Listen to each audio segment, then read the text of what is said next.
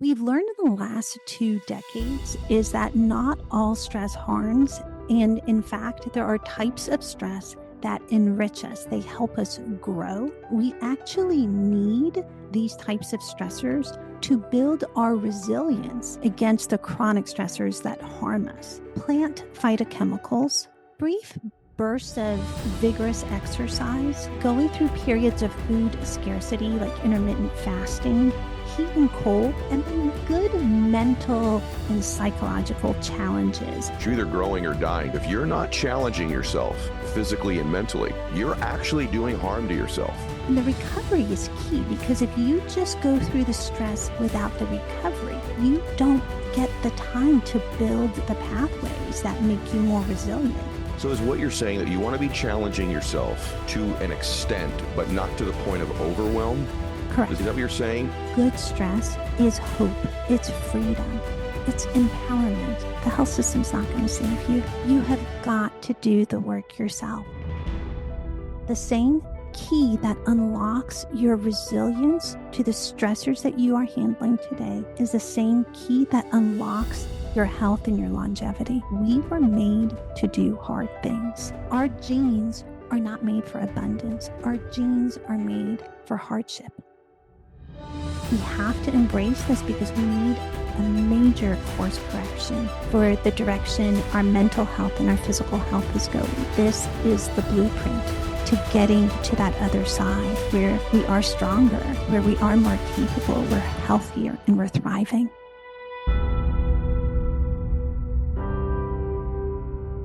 Advantage Gold is giving away a free copy of Rogoff's book to anyone who schedules a one-on-one precious metals appointment. You'll discover why gold is becoming the #1 hedge against a global currency shift and how to move your IRA or 401k into physical gold. Tax and penalty free. Get your free copy today while supplies last. Text WIN to 85545. That's WIN 85545, or go to advantagegold.com. Data and message rates apply. Performance may vary. You should always consult your financial and tax professional. Okay, guys, welcome back to the show. So, is stress bad?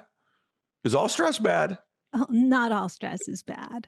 Okay, good. Well, that voice you hear right there is going to answer that question this week. And so that's really what we're going to talk about. This is going to be an interesting journey about stress and how it makes an impact on you and whether some of it is a lot better for you than you think. And so the lady's voice that you just heard is Sharon Bergquist, and she's a physician, a researcher, and she's really a pioneer in lifestyle regenerative medicine is how I would say it. And she's Yale and Harvard trained, so we know her IQ's higher than mine for sure.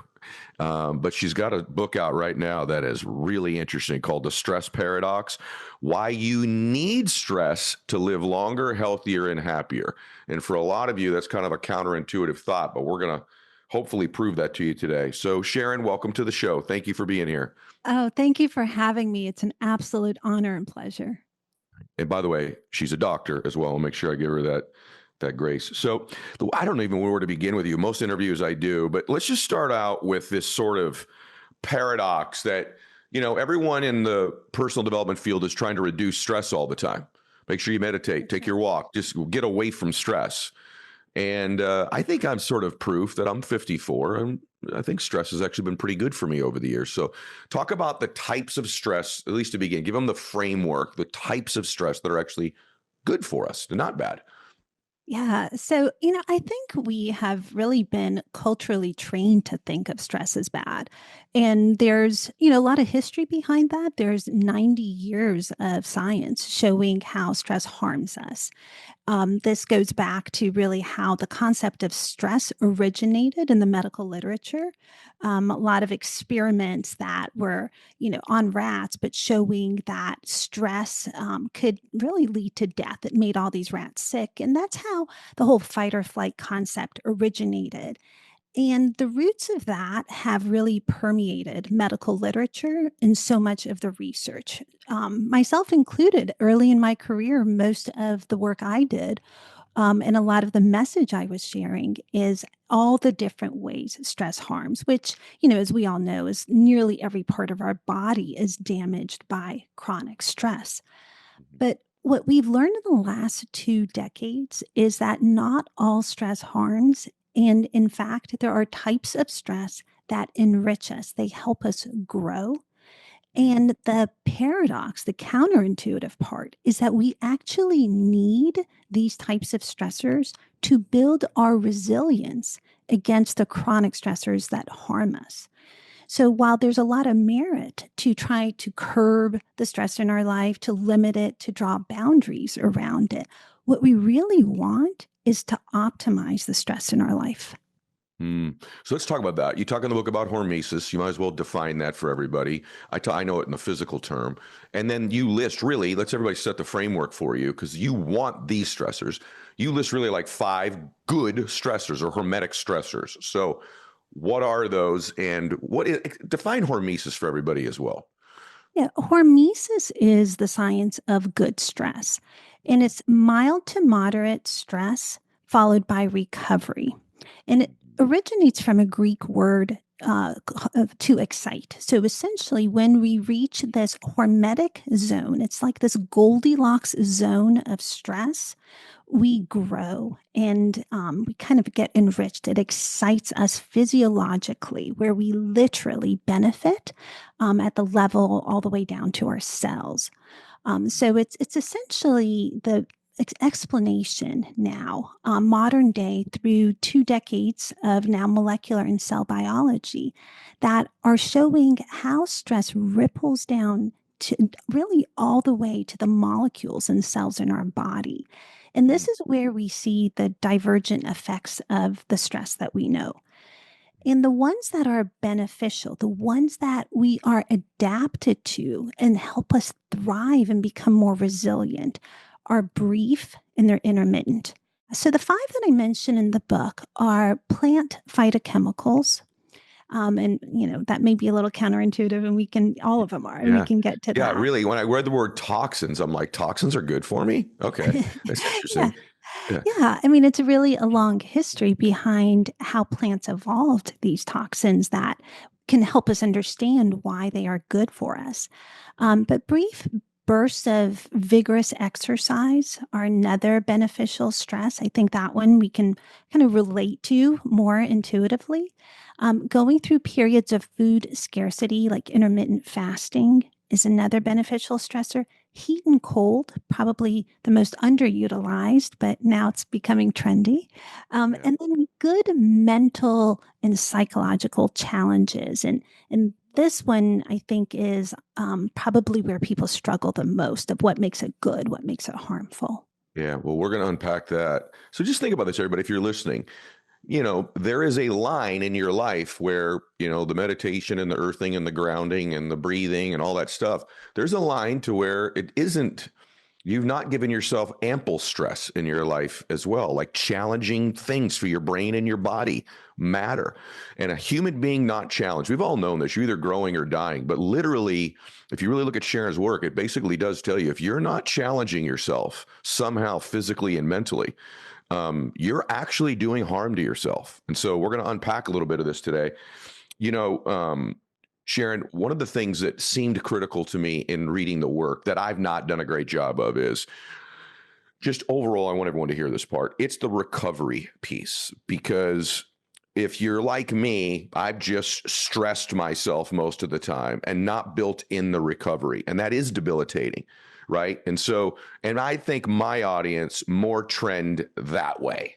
They've not built in enough recovery for their bodies and minds and spirits as well. So before we go into the other stuff, just speak to recovery because that's the second step in making all this stuff work, correct? Absolutely, Ed. I mean, you really just encapsulated the crux of how this works.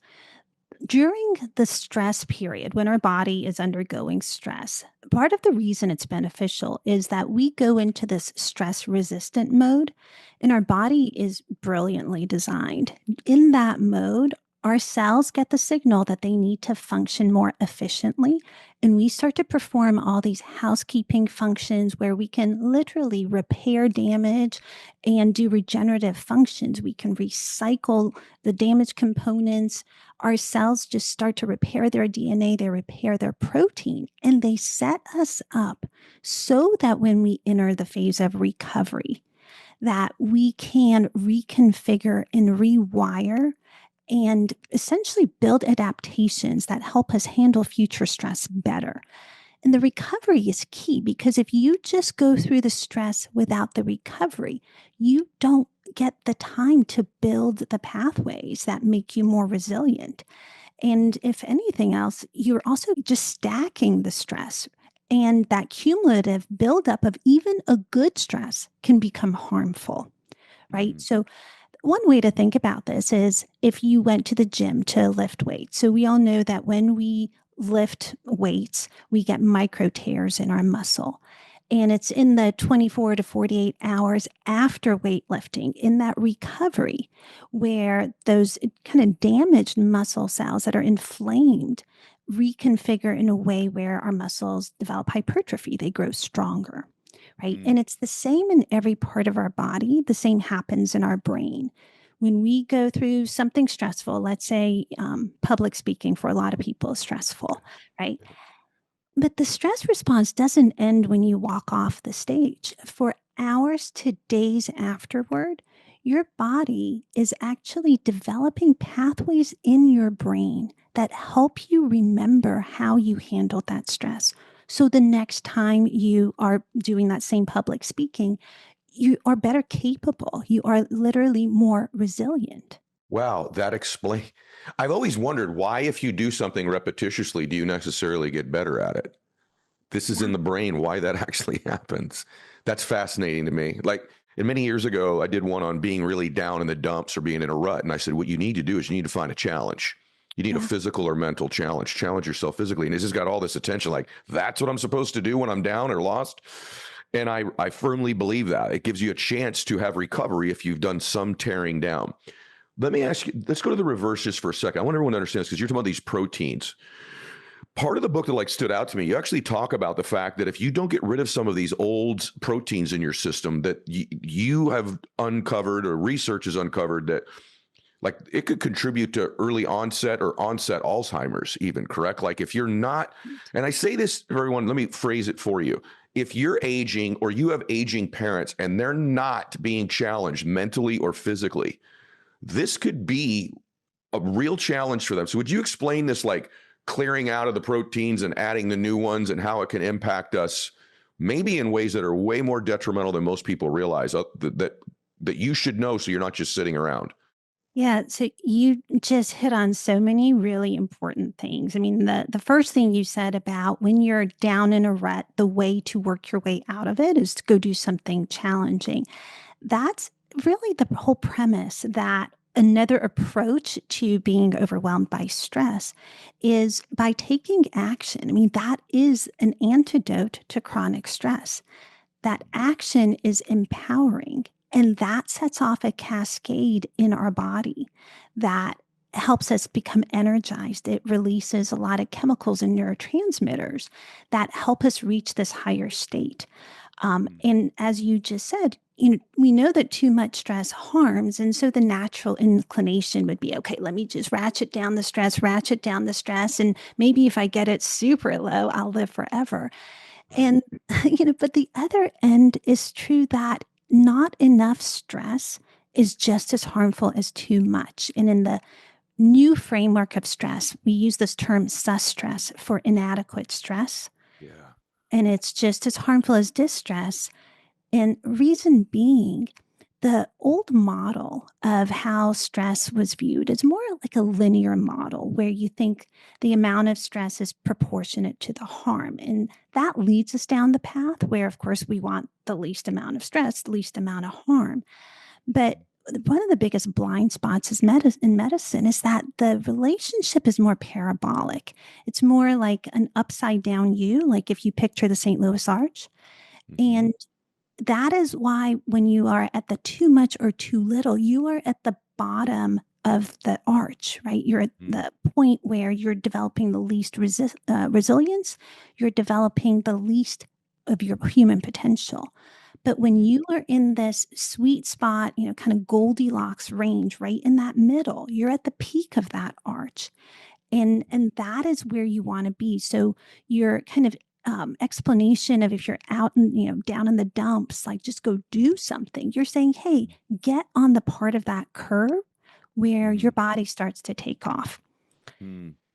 And the explanation about the proteins and what's Yeah, it's that's interesting. doing. Yeah. Mm. So when we go through any stress, on one level, we're all familiar with this fight or flight response, but our stress response is so much more nuanced and so much more complicated. We have a different set of stress responses at the level of our cells. And when our cells encounter stress, like I mentioned, we do some housekeeping, and I frame it as the 4 R's. We resist damage, we repair damage, we recycle damaged and old components, and we recharge our cells by creating more energy. And what that does in our cells is, we amp up our innate human ability to have a stronger antioxidant defense, to regulate inflammation. Those are the ways we resist. We repair DNA and protein. And what is really mind boggling is that on any given day, our DNA incurs about 10,000 points of damage. And our body is this incredible machine. We're constantly repairing damage, and we have this DNA damage response, and stress activates it. So we are really ramping up this capability to mitigate everyday damage that's happening to our bodies. Mm. And the part about the proteins comes in with recycle. So our cells have recycling centers called lysosomes.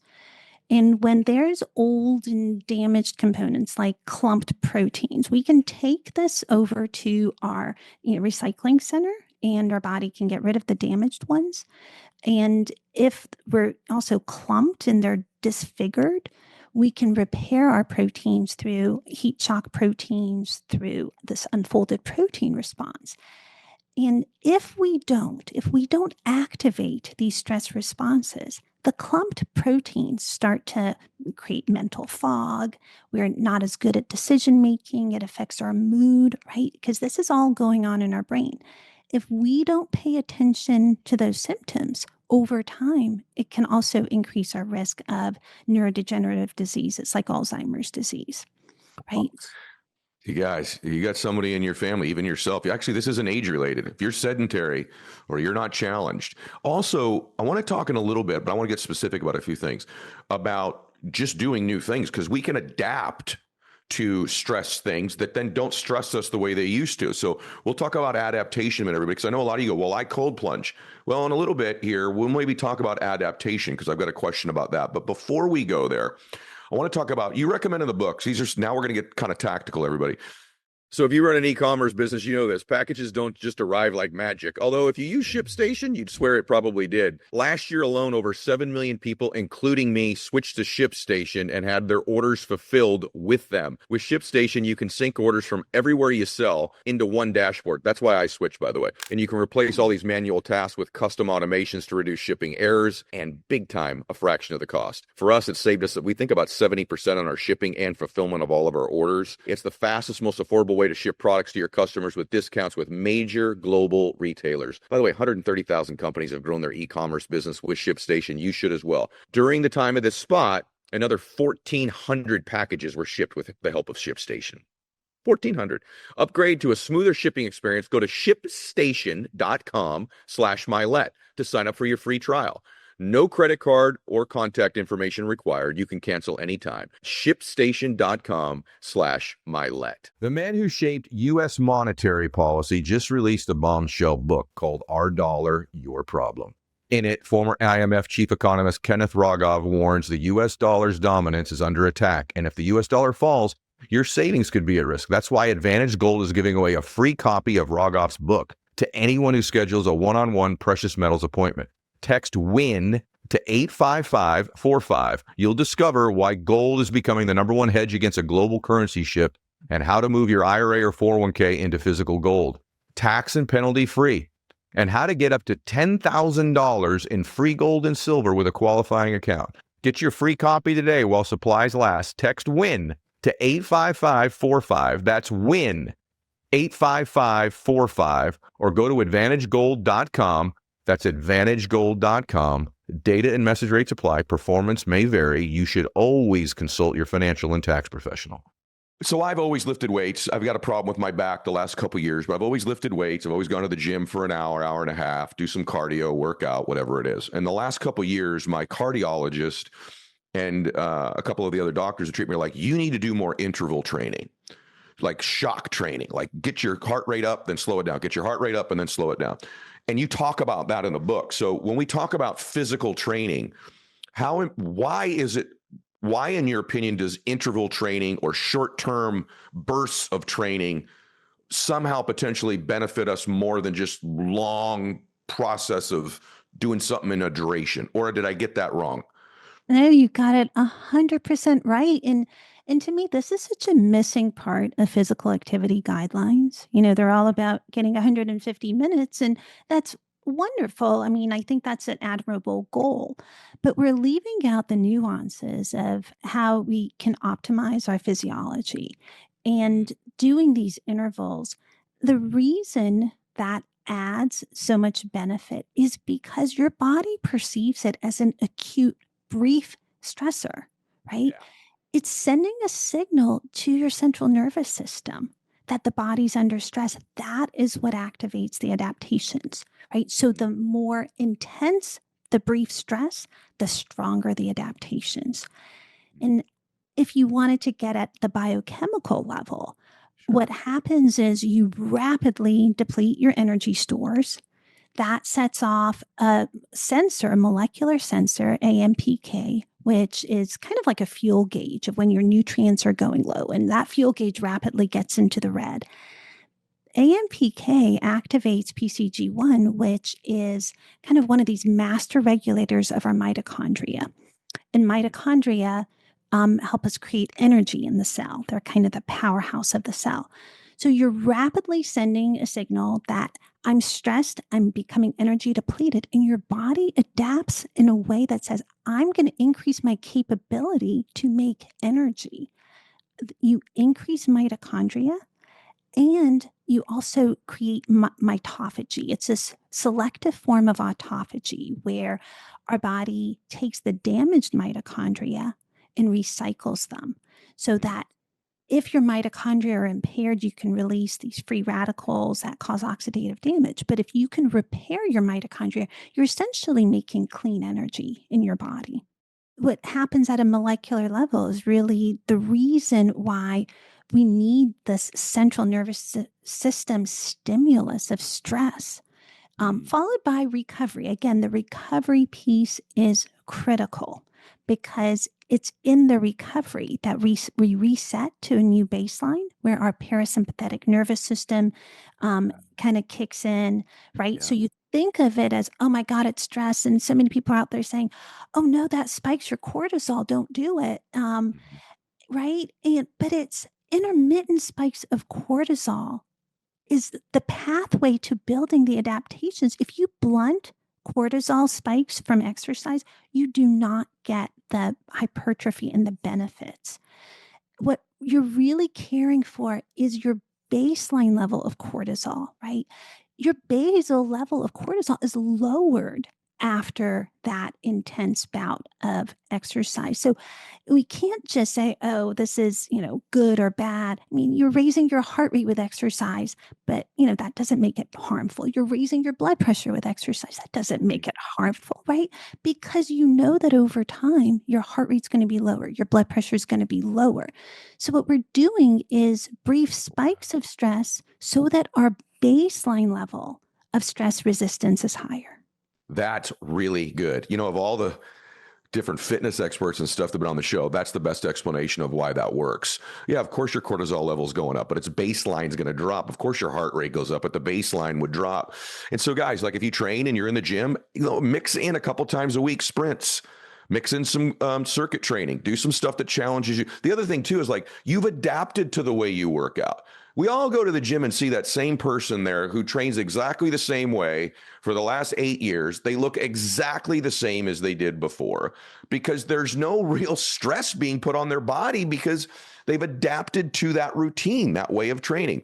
And so and by the way, everyone knows, I think walking is great exercise. There's been these clips that say, of course, walking is great exercise, but maybe on your walk, do some burpees really quick or some jumping jacks or something that gets your nervous system, your heart rate elevated, if you can physically do it, that kind of moves you into this.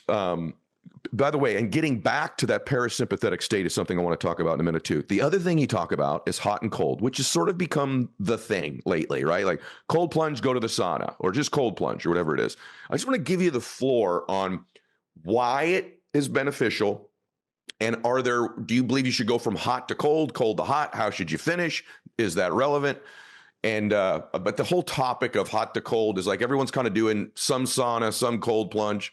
Not everybody, but you know what I'm saying. What's the science tell us about it, and what should we be doing with it?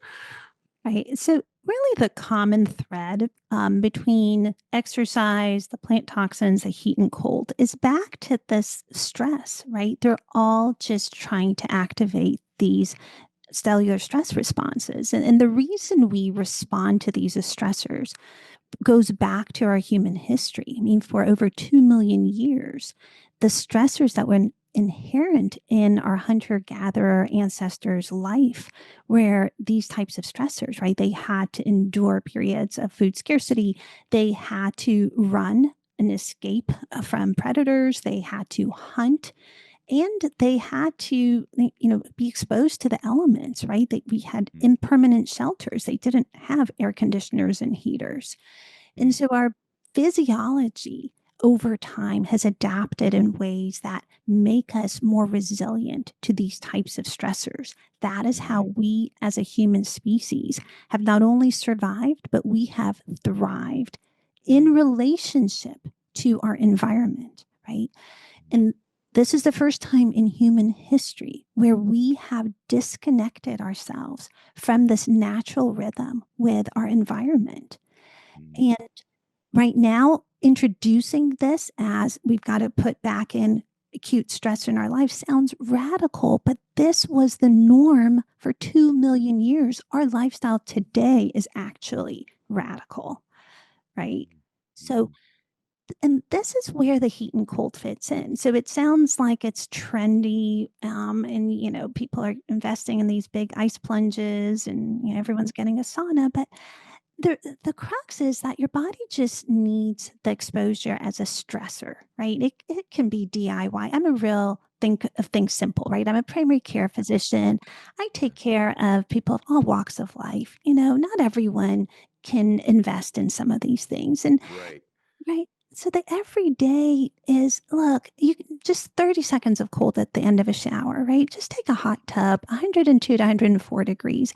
All you want to do is send your central nervous system a signal that your body is under stress. And the way you're doing it this time is that we have sensors on our skin that can sense when there's temperature variation. And they send a strong signal to our body when our natural body temperature, which runs, if you are Fahrenheit, it's around 98.6 degrees Fahrenheit, 37 degrees Celsius.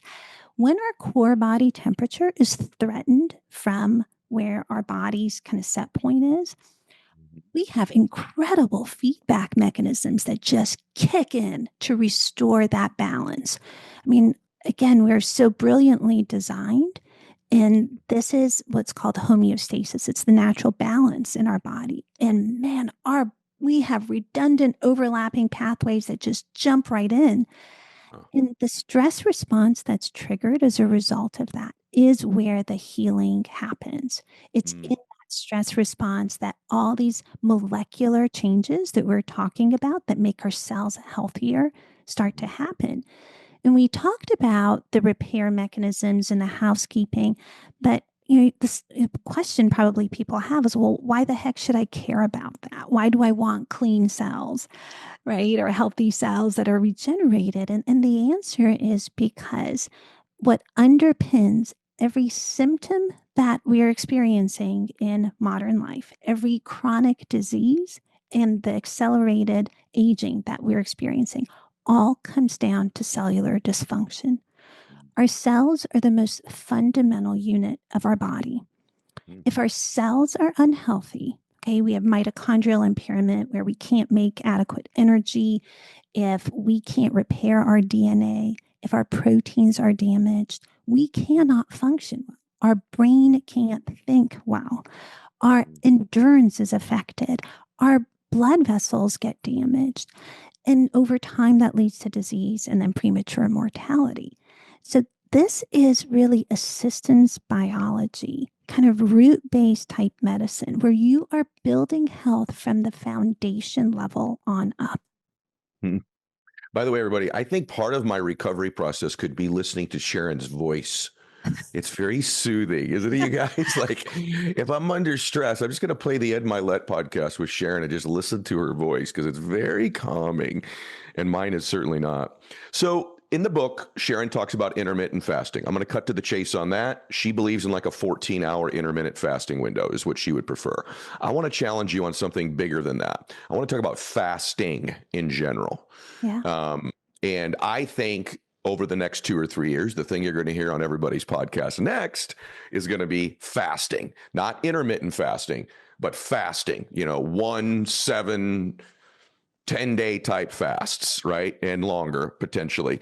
I want to know your opinion about fasting and the durations of fasting, what the benefits are, and if somebody should be looking into that, because I can tell you most people listening to the show, that's not been something covered on most podcasts, but it's in here, and it's something I've been really, really contemplating adding to my routine. So talk to us about fasting in a longer window and your thoughts about it. Yeah. So I'll start off by saying that fasting is essentially extending your overnight fast, and you can do it in a number of ways. You can do it in time restricted eating, which is a daily pattern of eating in a certain time window, and then fasting. You can do it with alternate day fasting. You can do a prolonged fast like you're talking about. And we don't have head to head studies comparing one to the Yeah. other. So I don't think anybody can claim superiority. What we do know is that there are different outcomes depending on what you want to accomplish out of fasting. Okay. The longer durations get into a deeper level of autophagy. And I think people who advocate for the longer duration are really focused on the benefits of autophagy. So if you think about uh, fasting as a stress, again, this is the common thread. When your cells sense stress from not getting nutrients coming in, the first thing they're going to do, so we're talking now the metabolic switch that happens after 12 hours, where you switch from using carbohydrates or glycogen stores. We can store about 12 hours worth of carbs in our body. And after 12 hours, we have this molecular switch to using fat, which our body converts to ketones for energy. Well, the first thing that happens when our body gets the signal from ketones, which kind of go around the body as a signaling molecule and tell our body, hey, we're under stress. Hey, we're under stress. Batten down the hatches, start conserving energy. We're not getting nutrients coming in. The first thing is your cells start to use the energy they have more efficiently, right? So we improve our insulin sensitivity so that the next time food is around, we can uptake more of that sugar. Okay. And that's one of the ways it reduces our risk of diabetes, improves our metabolic health. Um, do the same with how we utilize fats. So the first step in the process is we become metabolically more efficient. Mm. Now, if your body senses, hey, I'm not getting nutrients and I'm already functioning pretty efficiently, like I've already kind of turned on that level of response, the next thing is that your cells are like, oh my goodness, I have to start using what I already have. And that's when it triggers autophagy. It's from a term meaning self eating. That's the root of autophagy, where it's almost like cannibalism, Yeah. right? Right. I mean, Self-induced cannibalism. I mean, but at a cellular level where your cells are like, oh my goodness, let me see. There's some old cells here. They're just using up energy. These old cells aren't contributing much. So I'm just going to destroy these old cells and I'm going to recycle their parts and put them to younger cells because they're more efficient. And if they're not salvageable, I'm just going to use up the energy. I mean, that's what autophagy is. It's like a deeper level of housekeeping. Mm. And the longer we stay in this state, the more we do this. And when we recover, whether it's from a short fast or a long fast, we are essentially regenerating healthier cells, right? Because we've done all this housekeeping. And now that we're in recovery and we've started eating, we enter this growth mode, right? Our cells can either be repairing or they can be growing. We, either build up or break down. We cannot be in both phases. But when we switch, that molecular switch goes back when we eat, Hmm. then we start to grow and proliferate these healthier cells. And Hmm. what's really remarkable is there are studies coming in now saying that, okay, if someone, for example, has type 1 diabetes, and we know in type 1 diabetes, the pancreatic islet cells Yeah. can't produce insulin, that the regenerative power of these prolonged fasts can be so incredible that they can actually start to regenerate some of those pancreatic islet cells. I mean, this is Really? incredibly, Wow. I mean, so there's a lot of room to expand on this type of research. We're at a very preliminary point, but the Yeah. people who are advocating for these prolonged fasts are looking at this incredible regenerative power, right? That Hmm. we have. Regenerative medicine, for people who've heard the term but may not be familiar, is really the future state of where we're going in healthcare. Hmm. We're using our body's own machinery to regenerate ourselves. So, one example I think people have heard of is injecting stem cells into a joint. And that is using our body's ability to help stem cells grow into whatever type of cell they can differentiate into any cell. But we're using our cells' own capability and we're regenerating the cells. And that's what we're doing with fasting. It's not future state. The reason I feel it's so important for us to reincorporate these beneficial stressors that we have kind of taken out of the fabric of our lives is this is how we regenerate ourselves present day without a high cost. I mean, every person on the planet can do this because there's no price tag associated with limiting the time interval in which you eat. That's a fact because I could tell you when I was new in business, I certainly fasted involuntarily when I was an entrepreneur because there wasn't enough food around. By the way, Andrea, my sister, who's type 1 diabetic, I hope you're listening today. It's worth knowing this information. Can I ask you a theoretical question? Of course. Because you know that Sharon's gonna be able to take this and turn it into something that she can prove scientifically. So you talk in the book about comfort zones. It has Mm. to be the oldest topic in all of personal development. So I usually don't go there, right? Right. However, you hit it like you do with everything from a totally different angle. And so when you're putting yourself past the space in which you're comfortable in a task, you used public speaking earlier, or starting a speech, or for me, it's anything socially, to be really honest with you, like going to a large social gathering. I want to just throw the topic to you about comfort zones and let you tell us how that might be one of the good types of stress. Yeah. So, I think for a very long time, as you've said, this notion of, yeah, just push yourself past your comfort zone. That's how we grow. It's grow through adversity, right? That's kind of been the mantra of positive psychology, of a lot of even philosophy for hundreds of years. What we know now is what is the molecular fingerprint of doing that? What is the molecular fingerprint of embracing inconvenience? We are taking the concept of resilience from this kind of mushy, ill defined way to explaining at a cellular level how our body's getting rewired when we are doing these things. So it's not just a personal belief system or a code of living. This is fundamental biology, right? And so, this Goldilocks zone that we've referred to, this kind of sweet spot of where we take off, happens when we push just a little bit past our comfort zone, but not so much where we get overwhelmed. Okay. And that is different from person to person. And that right now is the most fascinating area of Mm. stress research right now. How can we push where we can handle more and keep pushing?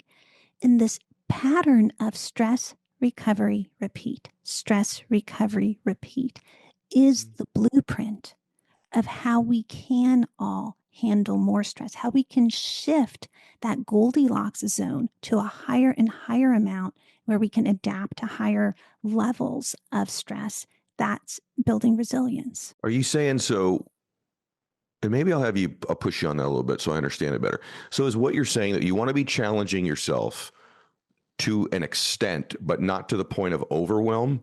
Is that Correct. what you mean? Is that what you're saying? And like, what Correct. would that look like? Can you give me any random example? I'm just trying to think of how I'm processing what you're saying. How do I know, I push myself to where I'm challenged, but I'm not overwhelmed? And if I'm wrong about that, correct me too. Yeah. So, hormesis, I think sometimes is incorrectly referred to as what doesn't kill you makes you stronger. And Hmm. and it shouldn't kill you. We're Mm-mm. talking about mild to moderate stress. Okay. Mm. And if we go back to the weightlifting example, if you have not been in a gym and you say, today's the day, and you go, and the first thing you do is you see someone bench press 200 pounds, you're like, I'm going to do that. Mhm. Okay. You're going to injure yourself. Right. Whereas if you say, look, I'm going to start with 5 pounds, recover, build adaptations for my muscles stronger, then do 10 pounds, build adaptations, my muscles stronger, and work my way stress recovery to 200 pounds. You are pushing your own adaptations to a point where you can handle stronger stress. And that happens to us mentally and psychologically. When it's in our brain and how we handle stressful situations, we refer to it as stress inoculation. When we encounter stress, cortisol, when it's in a mild to moderate range, so something that is challenging but not overwhelming, right? Where it's exciting and stimulating with a little bit of uncertainty, but not to the point where it's fearful. We have cortisol attached to certain receptors in our brain, particularly in the hippocampus, which is our learning and memory center. And that mild to moderate amount of cortisol sends a signal to our neurons where to grow our synapses. That's the part of our neurons that connect one neuron to another. And we can have hundreds and thousands of synapses. So we have 86 million neurons. I'm sorry, billion neurons. And we can create connectivity between them. Mm. So the mild to moderate stress is strengthening the communications, the connections between our brain cells. And when we undergo severe stress, so something traumatic, cortisol in excess attaches to a different receptor in our hippocampus, the glucocorticoid receptors. They actually prune those connections. So the same happens where there's this Goldilocks range where we're taking our brain from like this old DSL network and making it like this 5G network, right? If we do this in mild, moderate recovery, but when we undergo trauma, we are pruning those networks. We are actually damaging the brain cells. Mm. So that's how it applies to psychological stress. This show is sponsored by BetterHelp. I got to tell you, I'm glad that they do because, people ask me all the time, what do most of the guests on your show have in common? Because there's all these different industries and stories. I'd say the one thing, most of them have been to therapy, and I've been to therapy. I think it's a great thing, whether you've had a lot of trauma in your life and it's extreme and you need to work through it, or maybe it's not so severe, but you just need clarity, somebody to talk to, get a plan in place. With over 30,000 therapists, BetterHelp is the world's largest online therapy platform, having served over 5 million people globally. And it works with an average rating of 4.9 out of 5 for a live session based on over 1.7 million client reviews. It's convenient too. You can just join a session with the therapist with a click of a button, helping you fit therapy into your busy life. As the largest online therapy provider in the world, BetterHelp can provide access to mental health professionals with a diverse variety of expertise. Talk it out with BetterHelp. Our listeners get 10% off their first month at betterhelp.com/edshow. That's better, HELP.com/edshow. Speaking of trauma, tell everybody a little bit about your upbringing and background and how maybe it sort of correlates to this work. Because I think when you hear somebody this brilliant, you have to wonder why they have a passion for this type of work as well. So I think probably her life story a little bit, you guys are going to surprise you. It's probably not what you think you're about to hear. So just share just quickly, if you would, your Sure. background and how it correlates to the work. Because I think it's It's very insightful and very explanatory as to why you're so good at this. Well, thank you. Yeah, so I lived in Tehran, Iran. I was born in Iran. And in 1979, if people remember the Iranian Revolution, the Shah had left Iran in January, and overnight there was just pandemonium. And for a lot of religious and political reasons, our safety was threatened. And we were the last plane to leave before Khomeini came. And 12 hours later, all the airports were shut down. Um, and we came to the United States. For me, I mean, English is the fourth language I learned. I remember my English teacher in ninth grade used to tell people I taught her English. I mean, I taught her English. Wow. you know, and I went on to be the valedictorian and went to college That's and med school. awesome. And Gosh. somewhere in there, I think I have had the seeds of trying to understand what is it that makes us live to our potential? How is it that some people grow resilient under a certain set of circumstances and others don't? And this became such an obsession and passion for me because I believe that every one of us has this potential, limitless potential. And it is part of the gift we've inherited in our DNA. That is what these good stressors and the cellular stress responses are teaching us, that we all have a conserved set of genes that respond to adversity in a way that makes us stronger. It's just that some of us don't know how to summons that capability. And that is what I hope to share because I want every person to be able to not just, grit, tough it out, but use stress strategically in the kind of with the goal of raising their potential, right? Like in the service of becoming a more capable person. Because to me, good stress is hope, it's freedom, it's empowerment. Because I've been in the same medical practice for 25 years. I will be the first person to tell you the health system's not going to save you. You have got to do the work yourself. You have to be the steward of your own health. And the same key that unlocks your resilience to the stressors that you are handling today is the same key that unlocks your health and your longevity. Oh, wow. That's incredible. I have a theory about it. And my theory is the recovery piece, I think, is the key. And I think so. And I want to ask you about that. I think that everyone has tried to put themselves out of their comfort zone or done something stressful. And then if they didn't have the tools to recover, process it, take the right meaning away from it, recuperate and grow from it.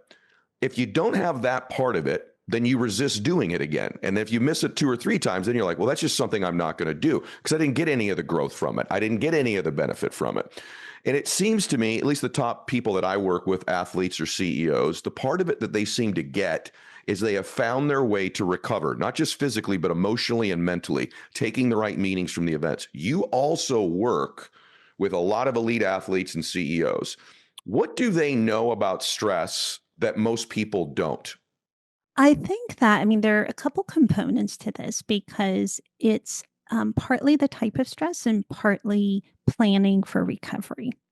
The recovery piece, I think that we can all do a better job of strategically planning for recovery. Yeah. If you know that you are going to be traveling across different time zones globally, so as you mentioned, one of my hats is I'm a medical director of an executive health program, so we take care of the top executives, like global executives, and oftentimes they're in different time zones. They have inordinate stress. I mean, managing huge teams.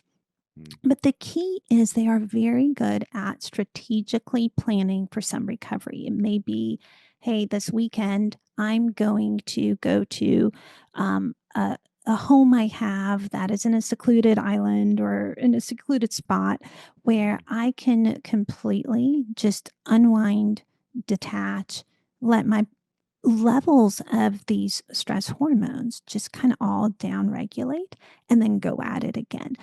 You have got to strategically plan that. Where if there's a big project or a deadline, and hey, we're going to do this big sales pitch, and okay, all these hormones and neurochemicals are just circulating at a high level.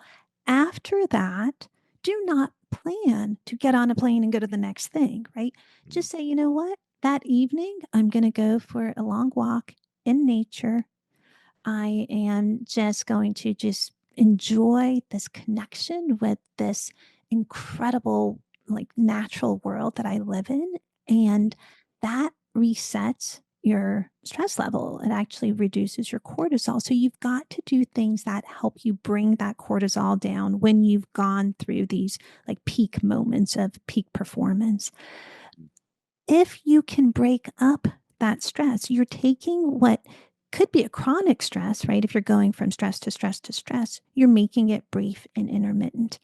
You're mitigating the harm and you're maximizing the benefit. Oh, gosh. I just had this strange flash right there when you were talking. I have no idea why this just flashed to me. But I always just say what I'm thinking. I was thinking of all the moms right now. I just came to me. And I'm thinking of the overwhelming stress on mothers all Yes. the time. I hate to say this, and don't take this the wrong way, dads, but it's a little different, I think, with a mom most of the time. I'd say in general, that's a general statement, not all dads, but I mean, it's all the time.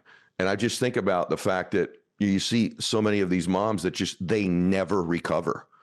They never get a chance to get their recovery time and, decompress to some extent. And I just hope all you moms listening to this hear what we're saying here. You're really literally killing yourself if you're not recovering. You're not as cognitively or emotionally as effective as you could be for the people that you love the most by grinding all the time. You got to get a break somehow. If it's a walk to the park or something, well, I mean, and you go, Ed, hey, you got to. It make you a better mother. It'll make you a better CEO. It'll make you a better athlete. And the question was phrased for athletes and CEOs, but for some reason, when you were answering, I was thinking of all the moms. Just for whatever reason. My flight yesterday, I had a mom in the seat across from me, traveling with her probably 6-month-old alone. She was alone. And the Yeah. baby was crying the whole flight. She was doing everything she could to try to calm the baby down, to comfort the baby, but also she was worried about all the other people up where we were sitting. And then afterwards, she's got all these bags and the bassinet. And I'm like, my gosh, and it was just like an hour of her life. It was a 1-hour flight. And then I'm just thinking about the day-to-day life of a mom, and I don't know why I'm getting emotional thinking about my own mom. I don't think I appreciated as a child the stress my mother was under with 4 children all Yeah. that time. My dad got to escape, go play golf. My Yeah. dad got to go to work, and anyway, just thinking of you moms. Sorry. I've got 2 more questions for you because I don't want to finish without pieces of the paradox and pieces of the strategy. Are there particular plants that you recommend? I know the answer to this, but I want them to hear this, that should be in our diet and or around us, and why? Plant toxins is a very confusing term. And I'm advocating for a particular type of toxin that are phytochemicals, natural plant chemicals that plants make as a response to the stress in their environment. So plants make phytochemicals when they're exposed to UV light, drought, us as humans, or even any kind of insect trying to eat them. And phytochemicals are what give plants their natural color. Like the vibrant colors, the reason we have to eat the colors of the rainbows because there's so many phytochemicals, right? They are the antioxidants, they are the anti-inflammatories, they are the anti-tumor part of plants. Very different from man-made toxins, that are in the pesticides. I mean, nobody's going to say, hey, yeah, we need more of those toxins. But over time, because our ancestors had to subsist on as many different edible plants as they could for their own survival to get the most caloric intake, they had to adapt to sublethal amounts of some of these poisons or toxins that the plants make. Mm. Bodies became more resilient and they adapted to being able to eat a greater variety so they could survive. That stress response that makes them more resistant, it amps up their antioxidant response, their capacity. is what's activated by these phytochemicals. And some of the ones that you may be familiar with are like curcumin, is on the list, resveratrol. I'm not going to say go drink red wine. You can get it from grapes or pistachios, dark chocolate, for example. Ferulic acid, which is in coffee, allicin, which is in leeks and onions and garlic, luteolin, which is in most fruits and vegetables, genistein, which is in soy. There, I mean, at least a dozen that we know work hormetically, meaning that when we eat these plant foods, it's not like we're saying, oh, we're eating this amount of antioxidants and I need to eat more, so I total more antioxidants. What's really happening is the plant food is activating our own antioxidant system, right? We are so dependent on these plants to activate our stress response so that we become more resilient in our natural environment. Mm. So as we're saying every day, we're incurring all kinds of damage to our cells. I mean, modern life has introduced a lot of things that harm cells, pollutants, smoke, etc., processed foods. And we are eating plant food or exercising, all the things we're talking about, because we're trying to mitigate that harm, right? So if you think about your cells as a bank account, all these factors that are harming our cells are like taking money out of that bank account. And if you completely go bankrupt, you develop a disease. But when we're doing these good stress behaviors, we're making deposits into that bank account, right? We're making an investment in our body, we're making an investment in our resilience, and plant food is a big part of that. You guys, this has been so good today. I can't get over it. But I've never read a book that stipulates good stress is good. And here's the good stressors. Let me ask you this last question. Someone's just in general, they just came into the podcast at the very end and they said, I am stressed out of my mind right now. The last thing I want to do is add more stress to my life. And you would just say what to this person who says they are so stressed? What would you just say to them in general? I bet you're going to get asked this question on a book tour for sure by some guest in the audience or something. So what would you say to them? Yeah, I would say that if you reframe your relationship with stress, you'll realize that adding ones that align with your belief system and are meaningful to you create this cascade where you are literally changed. Where, stress is the input, but you're investing in your future brain, where you literally can create epigenetic changes, where you can handle stress better in the future. So by owning how you want your future brain to look like, you're shape shifting your brain and your entire biology in a way where you are going to be able to handle the stressors. So people who think I'm so overwhelmed are working out of this kind of fear-based restriction mindset where the only option is to retreat and do less. And I really want people to advocate a abundant mindset where we're going to add, we're going to take control, and we're going to work on this component of resilience so that we're capable of handling more. Because as you said several times, our bodies work in this use it or lose it way, right? This is called bioplasticity. The less we use it, the more we lose it. And we are now in an era where we're adapting to becoming less capable because we're not activating these gifts that we've been given to build our resilience. I mean, this is hardwired in every one of us. So I want people to shift their approach to, it's not yes stress or no stress or too much or too little, but is it the right kind of stress? And to, and some stress will find you. There's no question. I mean, some stress is just unavoidable and life happens. Unfortunate things happen. But you can always add good stress as a strategy because good stress is deliberate. It's a choice and you get to pick what kind. And you have to trust that we were made to do hard things. Our genes are not made for abundance. Our genes are made for hardship. And the more we lean into ease, the more we lean into comfort, the more we're silencing this primordial way that we were wired to thrive and survive in our environment. And I think we have to embrace this because we need a major course correction for the direction our mental health and our physical health is going. And this is the blueprint to getting to that other side where we are stronger, where we are more capable, we're healthier, and we're thriving. Here, I asked you the last question. You give me like the perfect TED Talk. That was like a perfect explanation of like the book and your work right there. This was so good today. Golly, I'm glad we did this. Thank you. I loved Thank this. you. So Well, you, it's been a yeah. pleasure. Oh boy, this was so good. And you challenged me today as well, which I love. Guys, 3 things really quick. You ready? Make sure you're on my email list, edmylett.com. Go put your email in there. Number 2, if you're around and you're on Apple listening to this, write a review. And lastly, go get Dr. Sharon Bergquist's book, The Stress Paradox, Why You Need Stress to Live Longer, Healthier, and Happier. And there's a lot more in the book than what we even covered today. So God bless you all. Max out.